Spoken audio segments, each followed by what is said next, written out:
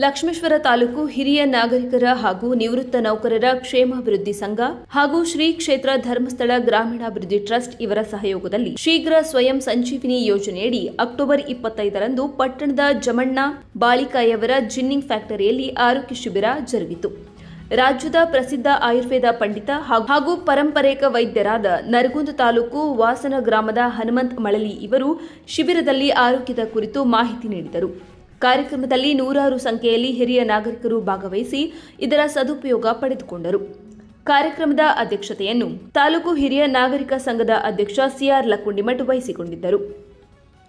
ಕಾರ್ಯಕ್ರಮದಲ್ಲಿ ಮುಖ್ಯ ಅತಿಥಿಗಳಾಗಿ ಶ್ರೀ ಚಂಪಣ್ಣ ಬಾಳಿಕಾಯಿ, ಎನ್ವಿ ಹೇಮಗಿರಿಮಠ್, ಚೆನ್ನಪ್ಪ ಕೋಲ್ಕಾರ್, ಶಿವಪ್ಪ ಕುಂಶಿ, ಶಕುಂತಳಾ ಅಳಗವಾಡಿ, ರೇವಣಸಿದ್ದಯ್ಯ ಬಾಳಿಹಳ್ಳಿಮಠ್, ನೀಲಪ್ಪ ಕರ್ಜಕಣ್ಣವರ್, ದೇವಣ್ಣ ಬಳಿಗಾರ್ ಸೇರಿದಂತೆ ಹಲವರು ಉಪಸ್ಥಿತರಿದ್ದರು.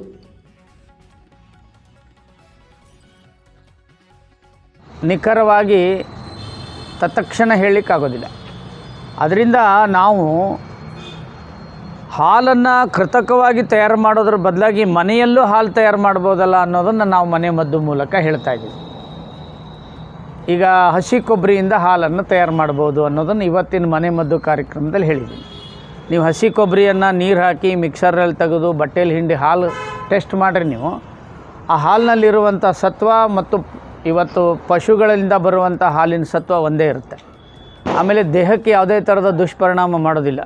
ಹಸಿ ಕೊಬ್ಬರಿ ಹಾಲು ಬೇರೆ ಹಾಲಿಗೆ ಅಂದರೆ ಹಸು ಹಾಲು ಎಮ್ಮೆ ಹಾಲಿಗಿಂತನೂ ಅದು ವಿಶೇಷವಾದಂಥ ಶಕ್ತಿಯನ್ನು ಕೊಡುತ್ತೆ ಅನ್ನೋದು ಗೊತ್ತಾಗಿದೆ.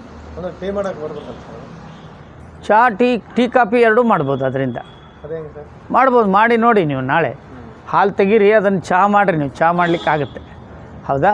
ನಮ್ಮ ಉದ್ದೇಶ ಇರೋದು ದೇಶಾದ್ಯಂತ ಇವತ್ತು ದೊಡ್ಡ ಪ್ರಮಾಣದಲ್ಲಿ ಮಕ್ಕಳಿಂದ ಹಿಡಿದು ದೊಡ್ಡವರವರೆಗೂ ಬೇರೆ ಬೇರೆ ರೀತಿಯ ಅಲರ್ಜಿ ಥರ ಬರೋದು, ಅಸ್ಥಮೆಟಿಕ್ ಬರುವಂಥದ್ದು, ಹಾಲಿನ ದುಷ್ಪರಿಣಾಮದಿಂದ ರಕ್ತ ಕೆಡುವಂಥದ್ದು ಆಗಿರೋದ್ರಿಂದ ಸಮಾಜಕ್ಕೆ ಆರೋಗ್ಯ ಬರಲಿ ಅಂಥೇಳಿ ನಾವು ರಾಸಾಯನಿಕಯುಕ್ತ ಕೃತಕ ಹಾಲನ್ನು ಸಂಶೋಧಿಸಿ ಸೇವನೆ ಮಾಡಿರಿ ಅಂತ ಹೇಳ್ತೀವಿ. ಅದಕ್ಕೆ ಪರ್ಯಾಯವಾಗಿ ಮನೆಯಲ್ಲಿ ಯಾವ ಹಾಲನ್ನು ಮಾಡಿಕೊಳ್ಬೇಕು ಅನ್ನೋದನ್ನು ನಾವು ವ್ಯಾಪಕವಾಗಿ ಪ್ರಚಾರವನ್ನು ಮಾಡಲಿಕ್ಕತ್ತೀವಿ.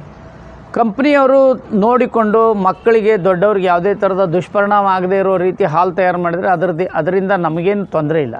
ನಾವು ಯಾರನ್ನು ಟಾರ್ಗೆಟ್ ಮಾಡಿ ಹೇಳೋದಂತಲ್ಲ, ಆದರೆ ಹಾಲಿನಲ್ಲಿ ಗುಣಾತ್ಮಕತೆಯನ್ನು ತರಬೇಕು ಅನ್ನೋದು ನಮ್ಮದು ಉದ್ದೇಶ ಆಗಿದೆ.